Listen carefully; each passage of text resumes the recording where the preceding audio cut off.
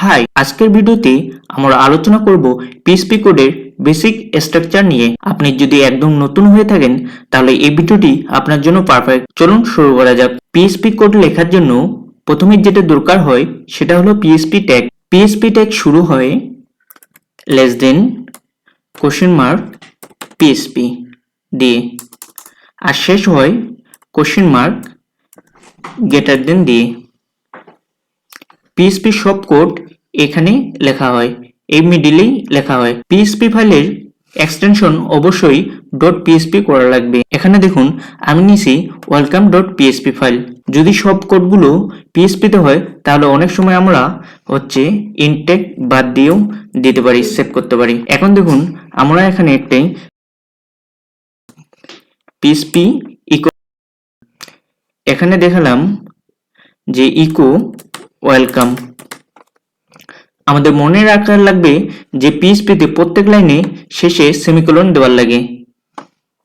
এখন আমরা এটা যদি সেভ করে নেই, সেভ করে আমরা যদি রান করি তাহলে দেখুন এখানে ওয়েলকাম দেখাচ্ছে।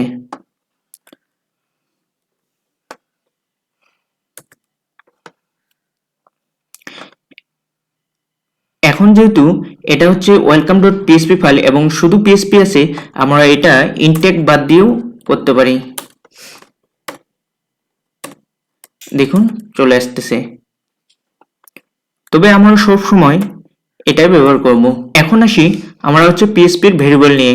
PHP এর ভেরিয়েবল অ্যাসাইন করা লাগে $মার্ক দিয়ে। যেমন এখানে যদি আমরা নেম দেই তাহলে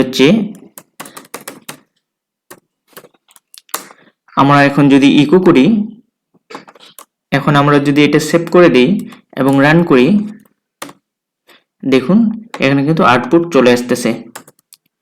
এখন আসি PHP এর কমেন্ট নিয়ে। আমাদের সিঙ্গেল লাইন কমেন্টে হবে এভাবে, আমরা সিঙ্গেল লাইন কমেন্ট করতে পারি। আর ডাবল লাইন কমেন্টের জন্য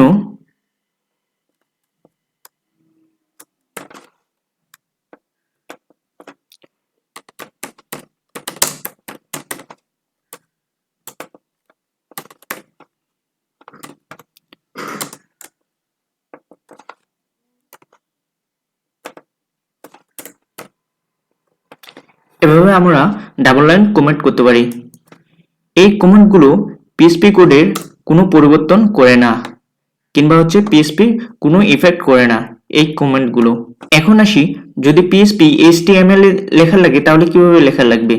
আমরা অতি সহজেই প্রথমত এখানে welcome.php ফাইল নিব, নেওয়ার পর HTML ট্যাগ শুরু করব। ট্যাগ দেওয়ার পর এখানে আমরা সিম্পলি PHP স্টার্ট করতে পারি। PHP স্টার্ট ট্যাগ নিলাম এবং ইনটেক দিলাম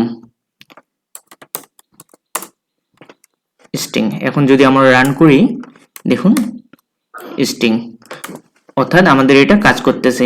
যখন আমরা HTML করব তখন আমরা দেখে নেব যে ফাইলের এক্সটেনশন PHP দেওয়া আছে কিনা। সো আজকে আমরা জানলাম PHP এর বেসিক স্ট্রাকচার নিয়ে।